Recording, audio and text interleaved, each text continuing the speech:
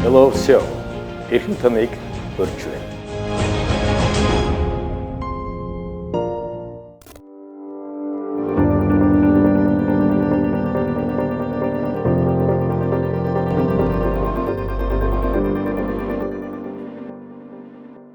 Оройн дэх хүмүүстээ сайн зөвхөрлөө ток шоу маань эхэлж байна. Өнөөдрийн манай зочноор Монголын менежментийн зөвлөхүүдийн институтын ерөнхийлөгч ноён Чүлтмийн Чимэд орж оролцож байна. За ингээд Чимэд иргээ. Баярлалаа. Бизнес нь тавлагөө. Сайн байна. За хоёулаа яриага менежментийн зөвлөх гэж ярьлаа. За тэгэхээр энэ үйлчилгээг явуулахад одоо яаж ажиллаж байна?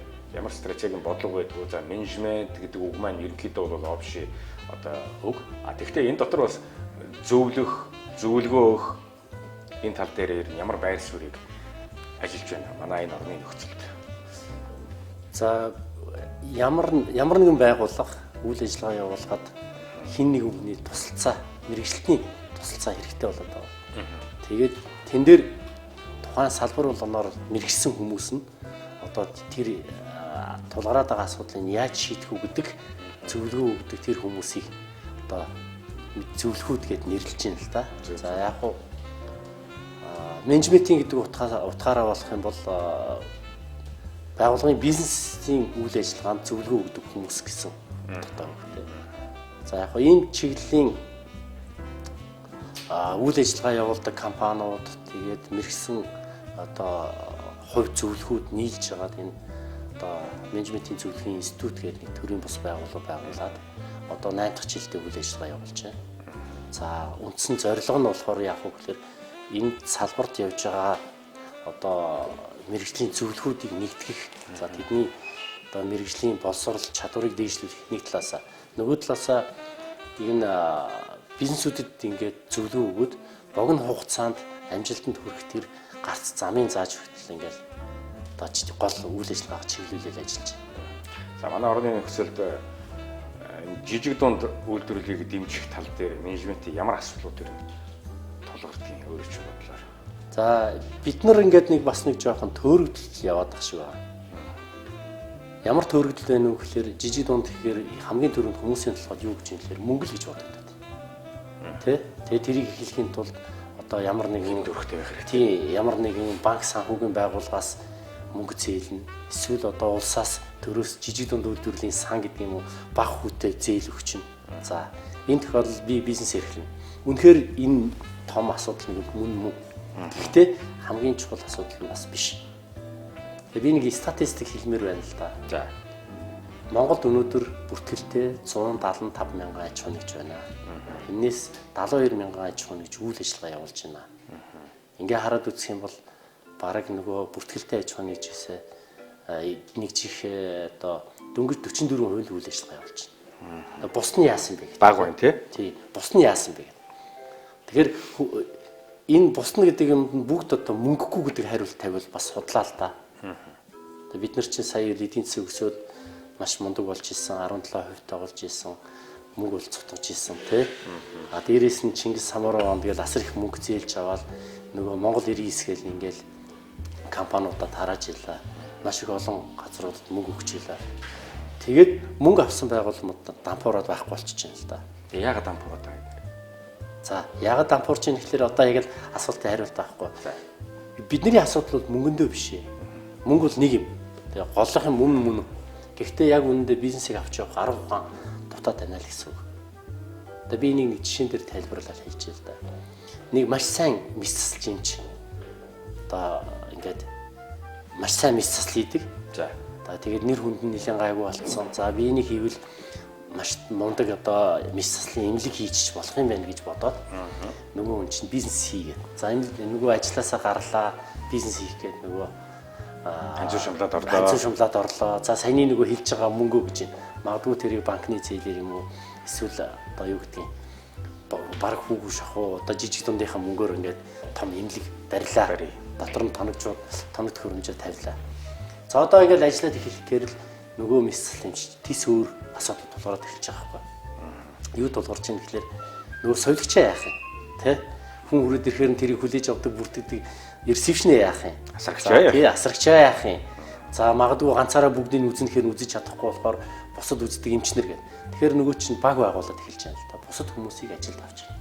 Бусад хүмүүсийг ажилд авах гэдэг тэгэхээр нэгдүгürt нь ойлголцож чадах уу? Нэг. Хоёрдугаарт нь тэднэртэйгээ одоо зөв одоо цалин хөлсний ажлын механизм зөв тогтолцоо бий болгож чадах уу? Тэ. Дээрээс нь ажлын процесс дотор нь ямар нэгэн алдаа гарахгүйгээр явах чадах уу? Нөгөө сайхан бүх хөрөнгөө тавьж агаад бүх бооцоогоо тавиад хийцэн бизнес чинь яваад орсон чинь хин нэгэн сувилагчийн ямар нэгэн асуудлаас болоод магадгүй тэнд нэг хүн нэлээд одоо өвдөцөө тохироод гэдэг юм уу тийм. Одоо хамгийн за эрсдэл үүсээд хамгийн хэцүүгээр нэг тийм эрсдэл үүсээ гомдол гарлаа гэж бодъё л та. Энэ тохиолдолд нөгөө гоё хийх гэжсэн эмчээс өөрөөс нь үл шалтгаалаад нөгөө бизнес байхгүй болчихж байна л да. Одоо тэгээд хаагдчихж байна тийм.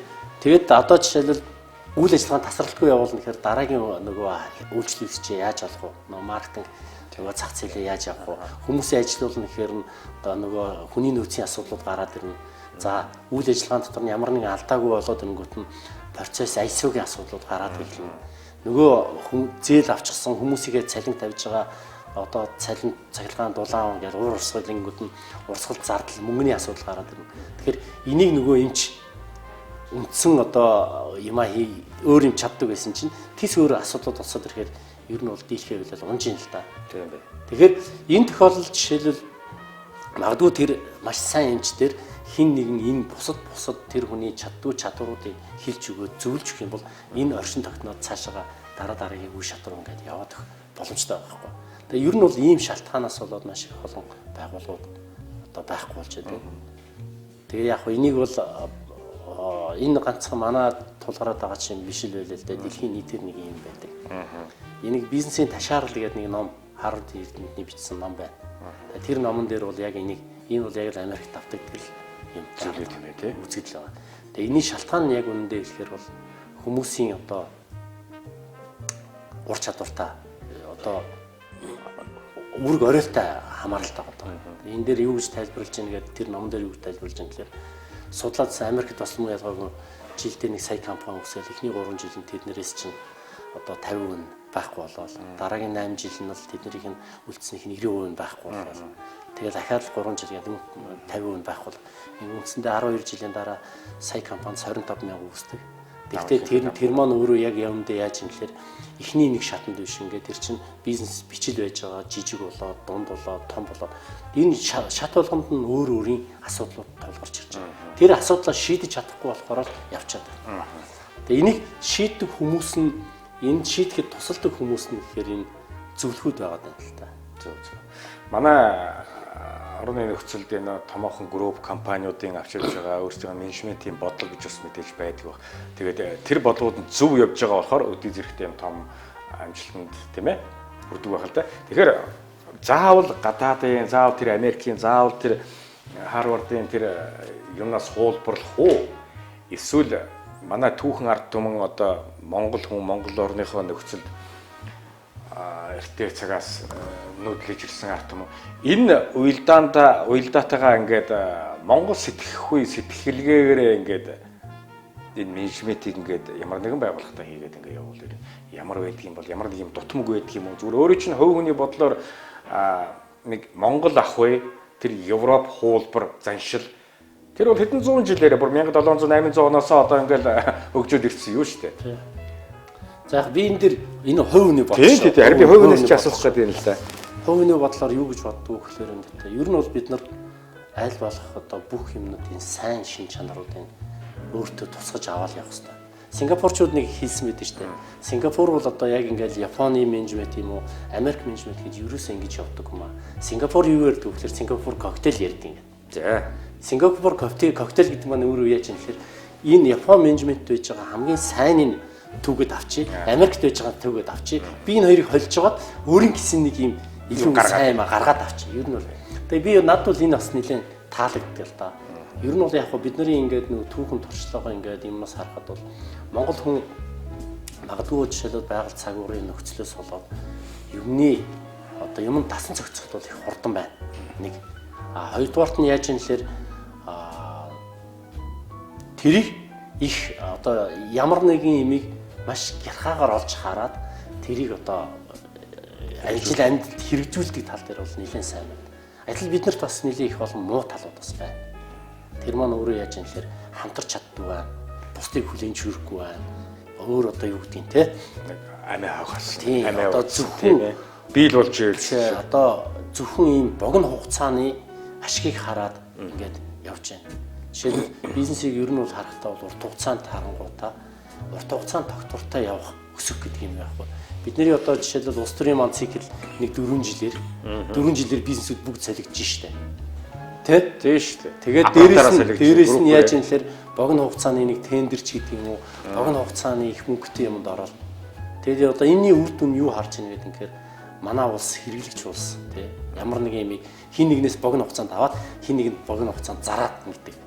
Дандаас ашиг авчдаг. Тэгээд магадгүй тэр богино хугацааны ашиг их хөгж болно. Тэнд янз бүрийн арга хэрэгжилж болно тий.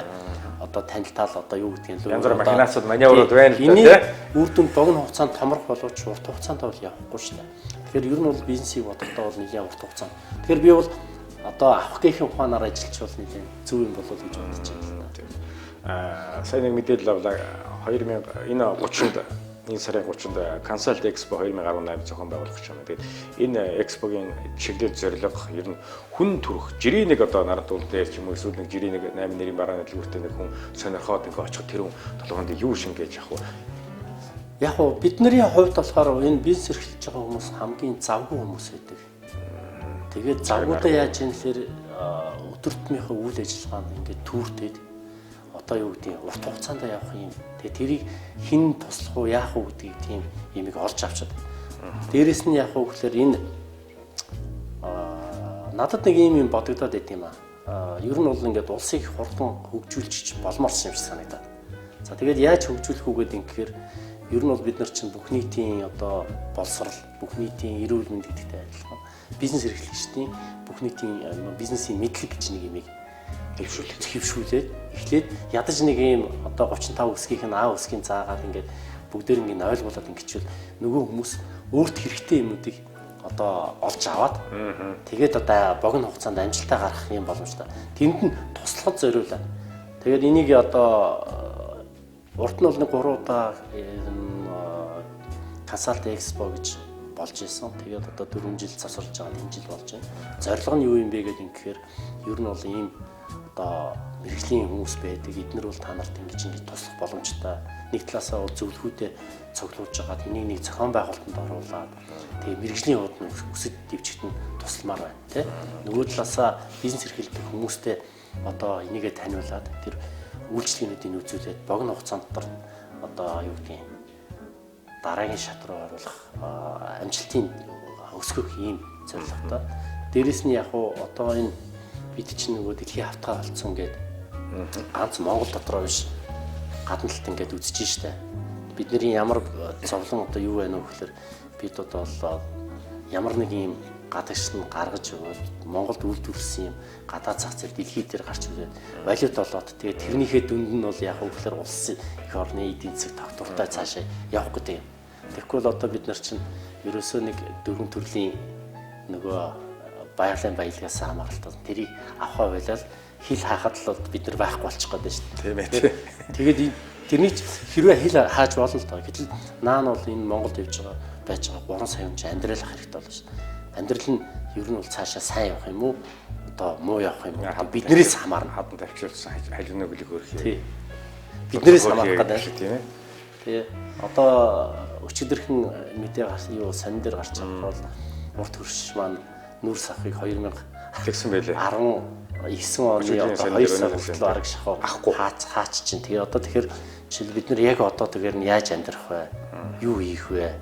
Бусад хүмүүс маань цалин орлоготой болгоул нь одоо бахан л одоо ядуур янз бүрийн юм чинь бий болж эхэлнэ шүү дээ. Хэрвээ чинь бодлоор тэр нүрсээ яагаад авахгүй хааж байгаа юм бол энэ бас нэг тийм бодлого явагдаад байна уу? Гэхдээ одоо тэрийг ч одоо би бас нэг сайн мэдэхгүй л байна. Гэхдээ яг үнэндээ хэлэхээр одоо жоо эдийн засгийг хаах гэж байна уу? Би ч бол тэр талаасаа биш л байна. Яг мэдээнүүдээс харахаар бол хэрэглээний талын юмнууд нь бол одоо хангалттай болцсон. Нүүрс судалтай болчихно бол төлөвснөөс нь давцсан билээ шүү дээ. За тусаж байна. За нэг хоёрдугаарт нь ер нь бол яг үгээр улсынхаа хувьд болохоор ногоо эдийн засаг руу шилжих гээд ингээд бодож байгаа. тэгээ нүүрс одоо байгаль орчин бохируулдаг тийм одоо багасгаж Үгийн байгаа. засгаас болий. Тийм тэрнээс ерөнхийдөө болж байгаа гэдэг. Тэгээд ер нь бол бид нар одоо энэ маань хэлэхээр ингээд бид нар ингээд зүгээр энийг аваад нүүрсээ ухаж аваад гаргаад өгч гэх юм уу? Эсвэл одоо яг энэ бусад улсууд ингээд 30 жил, 10 жил, 20 жил одоо дараа юу болох гэж байгаа, эдийн засаг хаашаа явах гэж байгааг харж иж өөрсдийг юм зохицуулж ингэж явдаг байхгүй бол бид нар бол ер нь бол хоцроод үлдчихэж шүү. За хоёулаа улс төрийн хэлбигээд яв. Ер нь өөрөө чи энэ гоё сайхан амжилтанд хүргэсэн алхам юу вэ? Одоо хүмүүс ярьдаг штэ. Тэр их мундаг бизнесмен, тэр их сайн зөвлөх, энэ их мундаг одоо юу шашин судлалын бөөмөргөлийн зурхааш талдаа наадах чинь бараг ам хаазараа амаараа караа явж байгаа юм да гэдэг. Хүн тэгээ уншсныхаа ирээр мэдлэгэнт хилдэг тийм ээ. Тэгэхээр зэрэг энэ амжилтанд энэ өнөөдрийн энэ консалтинг менежментийн байгууллагыг өдрөдөх төвшөнд ингээд аваа явж явах өөрөө чинь үндсэн бааз суурь юунаас эхэлтэй вэ? Хоёр зүгээр хувь хүндлэгээр шилжиж орж би одоо нэг мундаг амжилтанд хүрсэн ч гэж өөрийгөө хэлэхэд одоо хайшаа. За тэгээд яг хоо ер нь бол ууггүй чанар шүү дээ. Ингээл ямар нэг юм бизнесүүд бол ингээд явангуудаа дандаа л өдөр болгон хан мөрөж идэг. Өдөр болгон сэтгэл санаагаар унах юм гарч идэг. Тийм. Тэгээд тэрийг даваал ингээл юу гэдгийг жижиг юм ингээл даваал ингээл явж идэл одоо амжилтанд хүрэх байлгүй дээ. Шантрахгүй байх. Нэг ахад нэг юм нь болохоор ер нь бол энэ хоруу дээр ганцаараа бол ерөөсөө биш. Тэгээд магадгүй бизнесийн өрсөлдөгч нар чинь хамтрагч нар чинь эсвэл хажууд чинь байж байгаа хүн чинь ингээд тэр хүмүүс чинь байнга ингээд зөвлөж штэ. Тэгээд Samsung-ийн одоо ерөнхийлөгч байж байгаа бууцсан Солонгосын ерөнхийлөгч байсан Мюнба гэдэг нэг хүн нэг ном байна л да. Би бас ингээд янз бүрийн тийм түүхэн дуртал хүмүүсийн юмнуудыг унших дуртай. Тэгээд тэн дээр юу гэж хэлж юм гэхээр тэр маш нэлээд хэд хэдэн сургууль төгссөн байна. Тэгээд сургууль зөндөө их олон хүмүүстэй ажилласан байна. Хамгийн сайн багш нь хэн байсан бэ гэсэн ээж гэж байгаа байхгүй. Ээж боловсрал байхгүй. Зүгээр л ээж нь амьдралын зөвлөх тийм ээ. Тэгвэл тэр хамгийн сайн зөвлөх. Тэнд бол юу гэж юм яс суртахуун янз бүрийн юм хийж байна. Ууггүй байх чанарыг хэлж байна, тэ. Тэгээд үндсэн одоо суур юмыг бол гаргаж ирсэн. Миний хамгийн сайн зөвлөх ээж. Тэгэхээр бид нар бол ер нь бол ингээд харангуйтаа юмыг бас нэг арай жоохон ташаарч бас боломгүй. Одоо ээжүүд сайн зөвлөх сургуульд ингээд сураад энэ самбарын ард тийм заалгачвал одоо би юм сурцсан гэж ерөөсөө хэлж боломгүй юм шиг. Онлайн талын юм нөгөө амьдралын төвшин тэр ээжийн тэр ухаан тэр хүүгээ яаж зөв залах уу гэдэг тэр амьдралын юм ерөөсөө л зөвлөдөө. Тэгээд ээж гэдэг тэр сайхан зөвлөхтэй санал нэг байна. Манай ээж гэсэн надад хамгийн сайн зөвлөгч. За өөрөө чинь хобби хамгийн дуртай хэрэглэх зүйл за мэдээж одоо загас жарахаа англ явах дуртай юу хөдөө гадаа явах дуртай юу мэдээж одоо хүн гэмч одоо дуртай байлгүй яг гэхдээ өөрөө чинь одоо яг энэ менежментийн чиглэл дээр бас нэг хүнд яг нэг мэрэгжлээс авахгүй болоод ингээд нэг тийм шин чанарууд байдаг шүү дээ тий яг хоо нэгдүгээрт нь жоохон ном унших дуртай би яг нэг асуух ном унших юм байна. За ном уншихтаа бол янз бүрийн бас тийм уран зохиолын юм унших байна. Ер нь бол хүмүүсийн түүхэн нантар янз бүрийн тэр хүмүүс чинь ингээд 50 жил 80 жилээ ингээд одоо өдөр шингүй ажиллаж байгаа энэ тодорхой амжилтанд хүрч байна л да. Тэгээд тэр амжилтанд хүрсэн нууцудаа хэлж байна. Тэгээд тэр бүх мэдлэгийг өөрөө аваад нэгэн төвхгүйгээс хойш явах хөглөө бусдын хүртэл болох гэж байгаа тэрийг. Тэнд бол маш их одоо олж харахаар одоо амьдралд хэрэгжүүлэх юмнууд байна. За яг хоббиний хувьд бол нэг олон хобби алга. Гэхдээ ер нь бол аялах дуртай. За аялаж явахаар юу байдаг вэ гэдэг нь шинэ газар орон, шинэ нэмийг үзэхээр нэгдүгээрт нь сайхан байна. Хоёрдугаарт нь яг үгээр тэр хүмүүс яаж амьдарч чинь, яаж бодож чинь, яаж юм хийж орон зай ямар вэ тий? Олж харж чинь тий. Тэрний хүний одоо мэдлэгийн хэмжээ үдсэн харсан хэмжээгээр л тэлдэг штэ. Тэгээд аль болохоор олон газар ороо явбал их юм үзүүл одоо тэгээд мэдлэгийн хүрээ маань үдсэн харсныхаа хэмжээгээр тэлэх байх гэж бодлоо. Манай Монголын менежментийн зөвлөхүүдийн одоо холбоо энэ үйл ажиллагааг хариуцаад явж байна. Олон байгууллагууд зөвлөгөө авъя гэж бас ирдэг байх. Танай мэрэгчдүүд ер нь хэр мэрэгчсэн улсууд. Ер нь дөнгөж сургууль төгсөөд энэ чиглэлээр төгсөөд ирсэн залуучууд маш их байна одоо. энэ залуучуудад үлгэр дуурайлуулахын зэрэгцээ, энэ залуучуудад зөв замыг чиглүүлчих юмсан. Тэрнээс зүгээр нэг утсаа маажаад энэ тэнд очиод ингээд зүгээр ямар ч хийх ажилгүй, ном уншихгүй ингээд явдаг юм залуучууд бас их болсон байна. Тэгэхээр зэрэг энэ залуучуудыг мэрэгшүүлэх, энэ менежментийн зөв тогтолцоон дээр аваачиж яах тал дээр ер нь ямар бодлого барьж байна, цаашид ер нь хийх ажил юу байна, одоо он гарахад нэг сар хүрэхгүй хугацаа өнгөрцөн байна. Тэгэхээр ер нь хүмүүс нааш залуучууд ирж гин үү, танахаас зөвлөгөө авъя гэж ирдэггүй. Хоёулаа нэг зүгээр сайхан амьдрал яа. Ер нь бол яг хуу ийм штэ. Энэ зөвлөгөө өгч байгаа хүмүүсийг бас ингээд нэг мэрэгжлийн болгоор батламжлах хэрэгтэй байна л да. Энэ үүднээс нь одоо Монголын менежментийн зөвлөхийн одоо мэрэгсэн гэдэг цол тэмдгийг олгож байна. За энэ сургалтанд хүмүүсийг суулгаж байна. Тэгээд дээрэс нь яг үгээр бид нар энэ зөвхөн дотооддоо биш олон улсын түвшинд бас ажиллаж байна. Манайх ICMC гэдэг олон улсын менежментийн зөвлөхийн институтийн холбоо гэдэг байгууллага байна. Энэ нэгдсэн үндэсний байгууллагаас статустай 50 улсын гишүүнчлэлтэй. Тэгээ энэ байгууллагт манайх энэ жил 50 дахь гишүүнээр болж орж ирсэн. За тэгээд одоо зөвлөхүүд маань яаж юм гэхээр олон улсын тэр бас нөгөө CMC гэдэг олон улсын мэрэгсэн зөвлөх гэдэг ийм статус авч байна. Өнөөдрийн байдлаар дөрвөн зөвлөх маань одоо ийм цол тэмдэг авсан. Тэгэхээр одоо бол энэ нэгэнт энэ цол тэмдэг маань бусад улсууд дээр явахад мөн ялгаагүй адилхан хүлээншүүрэх гэдэг. Тэгээд Монголдо хүлээншүүрэх гадна дэлхийд бас хүлээншүүрж байгаа нэг ийм юм байгаа даа. За энэ чиглэлээр шинээр орж ирж байгаа компани бусад хүмүүсийг бол мэрэгжлийн байх чиглэл рүү, ёс зүйтэй байх чиглэл рүү хэрэглэгчийн мэдээллийг авдаг, буруу зүйл хийдэг, янз бүрийн тиймнаас нь ангилдаг. Хоёрдугаарт нь өгч байгаа зөвлөгөөнүүд нь яг тийм илүү туян байхгүй, яг мэрэгсэн, яг тийм өгөөжтэй байх чиглэл рүү тий. Чиглэлд нь сургалт юмнууд хийж байна. За тэгээ дээрэс нь яг үгээр бас энэ нөгөө мэрэгсэн бос хүмүүс ажиллаад ингэхээр магадгүй жишээлбэл хүний бизнест очиод зөвлөгөө өгөхөр нөгөө зөвлөгөө нь буруу байвал нөгөө бизнесийн бүтэн дампууруулах аюул гараад ирнэ шүү дээ. Тэгэхээр энд бол нөгөө ихтгэл үнэмшил янз бүрийн юм байх болохоор аль болохоор ингээд нөгөө зохион байгуулалтын талд нь их илүү ажиллаж байна да. Багууд бүрдэх үү? Байна. Байх тийм. За өнөөдөр нийтдээ нэг 60 гаруй зөвлөх компани хувь хүмүүс бол манай гишүүнчлэлтэй байж байна. За энэ чиглэл дотор нь яг үгээр одоо маркетингийн чиглэлийн, эсвэл одоо стратегийн чиглэлийн, хүний нөөцийн чиглэлийн, эсвэл одоо технологи IT-ийн чиглэлийн, консалтинг компани чиглэлүүдээр. Тийм. Одоо би консалтинг компанийхаа дотор чиглэлүүдийг яриад байна л да. Дээрээс нь нөгөө процесс ISO-гийн чиглэлийн гэх мэт мэрэгсэн чиглэлээрээ одоо мэрэгсэн хүмүүс ажиллаж байна. Тэгээд яг хуу дээрээс нь бид нар сүүл ямар нэмийг илүү их ажиллаж байна гэхээр индивидуалны ингээд зөвлөгөө өгөхөр чинь бас нөгөө байгууллагатаа үр дүн гарах нь бас бага одоо хугацаа ордог зардал ихтэй ч юм уу. Ер нь бол хүмүүс бол энэ зөвлөгөөг авах хэрэгтэй гэдэгт нь ойлгоцсон. Одоо авлаа гэдэг нь энэний үр дүн нь хэр зэрэг байна. Тэгээ одоо тэгэхээр яг хөөхлөөр энэ тус өөр зөвлөгөө өгдөг хүмүүсийн зөвлөгөөнүүдийг нийлүүлж хагаад богино хугацаанд зардлын одоо хэд дахин багасгацсан үр өгөөж нь хэд дахин өсгөгдсөн энэ хамтын зөвлөх үйлчлэгийг үзүүлээд ингээд эхэлж байна. Ийм зүгээр амьдралын нэг өдөр тутмын юм дээр ингээ харахад мөнгөн дээр л гацаад байх юм. Тэгээ манай залуучуудын оролцоо идэвх хэрвээ. Яг уу ийм штэ. Ер нь бол одоо яг одоо зөвлөхийн үнд цэн бол нэлээд өндөр л дөө үнэлгээч бас өндөр. Тэгээ одоо манад ирж байгаа төсөл хөтөлбөрүүдийг ингээ хараад үзэхэд төсөл хөтөлбөрүүдийн чинь бараг ихэнх мөнгөний гадны зөвлөх аваа авчиж штэ.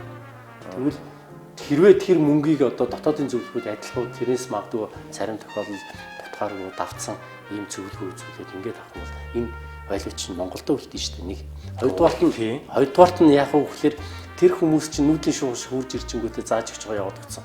Нөгөөх нь хажуудалд нь ингээд байнга ингээд үргэлжлүүлээд тасрахгүй яваад байна шүү дээ. Тэгээд энэтэй адилхан ингээд ер нь бол энэ чиглэлд нь өөрсдийнхөө дотоодын компаниудыг бас нэлээд сайн бойжуулаад ингээд явуул бас улс орны эдийн засгт бол нэлээд нэмэртэй болох хэрэгтэй л доо.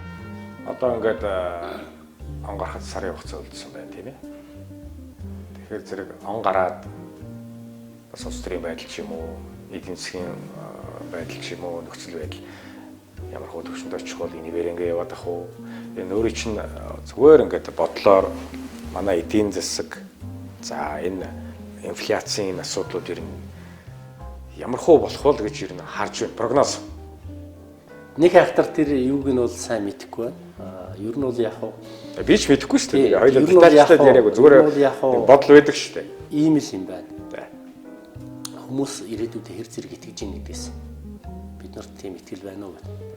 Тэгэхээр энийг юугаар хэмжиж ийн гэхээр бизнес эрхлэгчдийн индекс гэдэг. За ер нь бол яг хуу хүмүүс бизнес хийгээд ингээд яваад ингээд ингээл эдийн засаг сайн болно. Ер нь бол улс орны эдийн засаг сайжирна. Сая Дэлхийн банкнаас гаргасан судалгаараар бол бизнес эрхлэгчдийн индекс одоо ер нь бизнесийн итгэл бол нэлээд жоохон дээшлсэн гэдэг юм гарч байна. Яг гоо богино хугацаанд бол ингээл улс төрийн янз бүрийн юмуд байж байна. Гэхдээ тэрнээс үл хамааран бидний амьдрал үргэлжлэх учраас одоо аль болохоор сайн юмд итгээд аль болохоор одоо хийж үхтэйгээл ингээл явах хэрэгтэй байна та. Ийсээ ингээд өөртөө чинь ярилцлага хийгээд ингээд сууж чинь одоо нэвтрүүлгийн цагс дуусч чинь. Тэгээд энэ цонх маань ингээд урд талаасаа хоош харсан байна. Одоо энэ цонхууд ингээд харахаар энэ байшингууд миний өссөн газар л да 220 мянгат. Одоо манай байшин гэхэд энэ 24 дэх байшин. Дээр анхаарна байлгахтай. Хөдөлмөр найран даалж шаргалгийн 3 байшин. Энд Баянгол ресторан байгаа шүү дээ. Тэгээд би ингээд сая өөрийнхөө цонхыг хараад бүр манай цонх 3 дахьт одоо эндээс бүр яг ингээд харагдчихэв. Би тэр орж ирээд хэлсэн шүү дээ. Яг манай байр байна гэдэг. Тэгээд бис ингээ яриа хийгээд сууж байхад ингээд хүүхд насаа бас давхар ингээд бодоо сууж ял да ингээд энтлийнхаа толгоонд. Тэгэхээр zeg тэр үед байсан 220 өнөөдрийн 220 өнөөдрийн энэ цонхоор ингээд өөрөө чинь ярьж байгаа энэ зүйлүүд энтэй ингээд уялдаатай юм шиг энэ байрууд нь тэгэхэд энэ байшин бол ингээд байгаа л байна.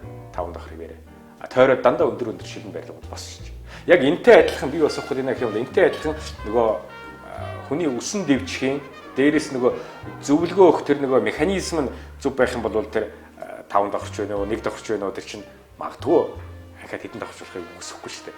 Ямар өнцгөөс юмыг харж ийн гэдгээс их шалтгаалж ах шиг бай санагдтiin. Тэгээ би түрүүн нөгөө нэг бас аялах дуртай гэдэг түрүүн хэлсэн шүү дээ. Тэгсэн. За одоо ингээд Европоор аялаад явхаар нөгөө Венецийн байрч гэдэг юм уу Европынх бол тийм өндөр байшин байхгүй. Бараг манай Улаанбаатараас өндөр байшинтай хотод бол цөөхөн шүү дээ Европт. Тэ? Бид нар бол ингээд нэлээд жоохон өндөр шаардсан хуучныхаа барилгаар байдаг тийм. Гэтэл тэнд ингээд хуучныхаа ямиг авч үлдсэн чинь тэнд биднээс илүү их бизнес яваад мөнгө хийгээд байгаа юм. Тэгээд тэр яаж ингэнгүүт нь сэтгэлгээнд байна. За нэгдүгürt нь тэр хуучин юм аа үзүүлээд одоо аялал жуулчдын салбарыг хөгжүүлээд асар их мөнгө олж байна. Энэ бол шинэ юм барьж байгаагаас илүү одоо юу олон гэдгийг олж хараад явж штэ. Тэгэхээр энэ аль өнцгөөс харж ийн гэдгээсээ л болох байх л та. Consult Expo 2018 одоо энэ 11 сарын 30-нд болно.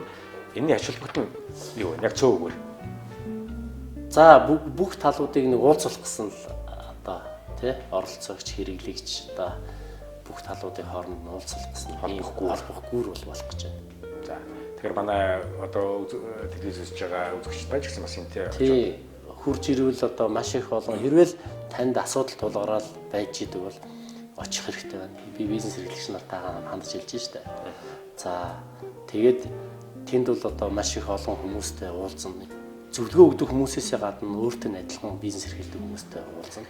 Тэгээд тэр хүмүүс тантай л адилхан зовлон жаргалтай байгаа. Тэгээд тийм учраас ижидхэн зовлон жаргалтай хүнээс ингүүтээ магадгүй тэр зовлонгийн чинь нэг хэсгийг нөгөө хүн илүү сайн шийдсэн байвал нөгөө хүнээс очиод нөгөө шинэ газар орон явахаар нэг юм үзнэгдтэй адилхан нэг өдөр нэг одоо хагас өдрөө зориулчвал магадгүй бүтэн жилийн хагас жилийн ажлыг хэмнэх хэмээг олж авнаа л гэж хэлэх гэж. Тэгээд одоо бүгдээр ингэ хурж ирж оролцоод идэвхтэй оролцчихвол одоо явсан нохоо манай Монгол үгэнд чинь явсан нохоо ноос 100 юм үтсэн хүн нүд тайлна гэдэг маш их олон гоё үгнүүд шүү дээ. Ийм юмнууд л байна да. Хэдэн зуун жилээр уламжлаад байсан энэ үгнүүд чинь тэгээд нэг юм хэлээл байгаа байхгүй юу тийм ээ. Яг гоо Монголын энэ ухаан бол айгүй асар юм байлээ л да. Асар их мундаг ухаан. Бид нар чинь ингээд цөөн богино үгэн дотор одоо маш их олон юмыг одоо хэлцэн. Яасан ч ухаантай хүмүүс миний өвдөө эцээс юм дээр гэмээр. Нөгөө бурхны шинжтэй гадлахын чинь цул философи яваад байгаа байхгүй юу. Тийм. За баярлалаа. За баярлалаа. Эрхэм үзэгчдээ өнөөдрийг манай сайн байна уу захирлаа байна. Монголын менежментийн зөвлөхүүдийн институтын ерөнхийлөгч ноён Чөлтвийн чимэд орж оролцлоо. Ингээ ерөөлөөр болог. За баярлалаа. Ажил үйлс намжилт үсэ. Баярлалаа. Hello show. Эрхэм таныг өргөж байна.